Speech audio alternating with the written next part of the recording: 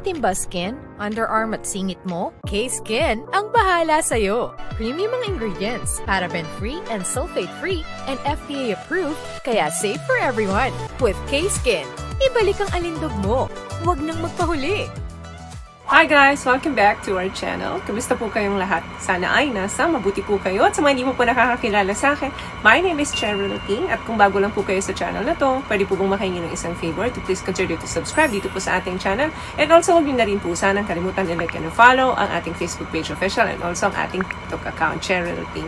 Maraming salamat po. And for today's video, let's talk about mga posisyon na pangtamad. Yes, kung tamad ka, bored ka, pero gusto mo pa rin makaraos. Gusto mo yung babae ang gumagawa para sa'yo. Gusto mo nakaupo ka lang. Tamad ka nga, di ba?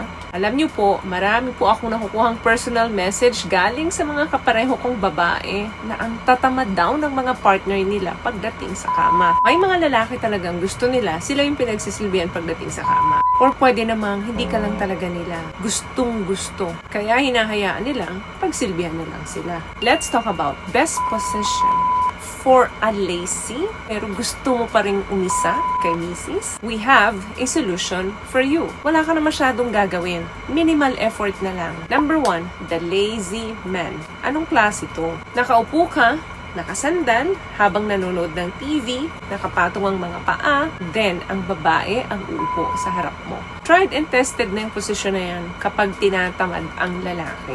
Then, yung babae naman, ang hot na hot. Pwede mong kontrolin yung rhythm, pwede mong kontrolin yung speed. Kapag masyado na siyang mabilis at parang medyo nasasaktan ka, may control ka pa rin kahit na siya ang gumagawa. Number 2, the hot doggy.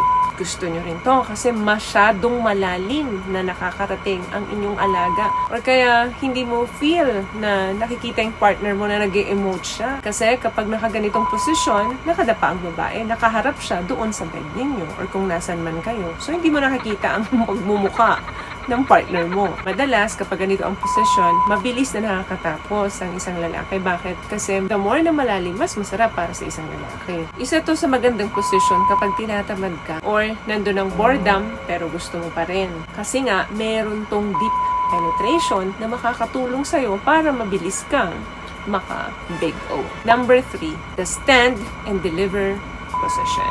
Naiinip ka pero gusto mo. Nakita mo yung partner mo na nagluluto ng pasta o nagluluto ng ulam na ni-request mo sa kitchen. Habang ikaw ay naghihintay ng dinner, nakakaramdam ka ng boring at the same time, nakakaramdam ka ng L. Luckily, si wifey nasa kitchen. Nakabend over kasi inaabot na yung mga kawali, yung mga kaldero dun sa ilalim ng lababo. Lalapit ka ngayon, medyo bibigyan mo ng konting romansa si misis. At doon na mangyayari ang di inaasahang bagay. Susunggaban mo na ngayon si misis. Etong position na to is surefire to para ma-cure ang iyong pagkainip. Imagine, nagpe-prepare ng meal si misis and have sex at once. Talaga namang sarap ng pakaramdam mo niyan. The stand and deliver position po, napakadaling gawin nito. Medyo i-bend over mo lang si misis, yan na. Can you imagine, nandun yung masarap na niluto ni misis para sa'yo? Tapos ikaw naman na yes ng yes. Hindi mo nga lang alam kung saan ka nag-yes. Dun sa pagkain mo sarap o dun sa nararamdaman mo. What I love about this product, itong No More Dark Secret ng K-Skin, bukod sa may advanced whitening na siya na kung saan pwede niyang matulungan na pumuti yung mga singit-singit mo, moisturizing, meron siyang anti-irritation, antibacterial, maintain healthy pH level. Hindi lang pambabae, meron din po tayong pang-lalaki. Another thing na pangtamad na posisyon, the hot seat. Ito yung nakaupo ka habang nanonood ng tanggol or nanonood ng news, tapos tinawag mo si misis. Uupo din si misis doon sa lap mo. Kung kanina sa number 1, nakaharap siya sa'yo. Ngayon, nakaupo siya, nakatalikod naman siya sa'yo. Ito po is yung position na parang modified na cowgirl position in reverse naman. Nakakandong sa'yo si misis, simple, habang ginigiling-giling niya ang kanyang balakang sa'yo. Ang sarap, di ba? Nafe-feed yung katamaran mo. And last one, na pangtamad, the cowgirl Eto naman, yung si Mrs. ang nagda-drive. Kaya ka, si Mrs. ang nasa ibabaw, si Mrs. ang bahala sa lahat. Yung ganitong style, gusto rin ng babae dahil siya yung nakakapag-drive kung anong gusto niyang speed, kung ano yung gusto niyang pressure. But of course, mas gustong gusto mo. Dahil wala ka nang gagawin kundi mag-emote na lang na kunyari, sarap na sarap ka din dun sa ginagawa ni Mrs. sa'yo, di ba? Pero lahat ng effort dito, babae ang gumagawa.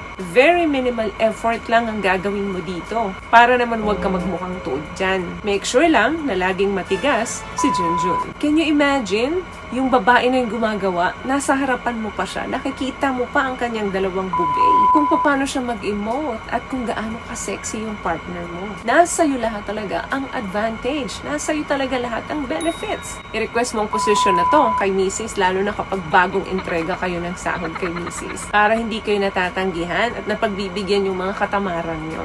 So, may nakuha ka bang tips sa mga napag-usapan natin ngayon? At kung nagustuhan mo ang ating video, please give it a thumbs up, comment down below, and also share this video na rin po sa mga kaibigan na sa tingin nyo matutulungan ng video natin.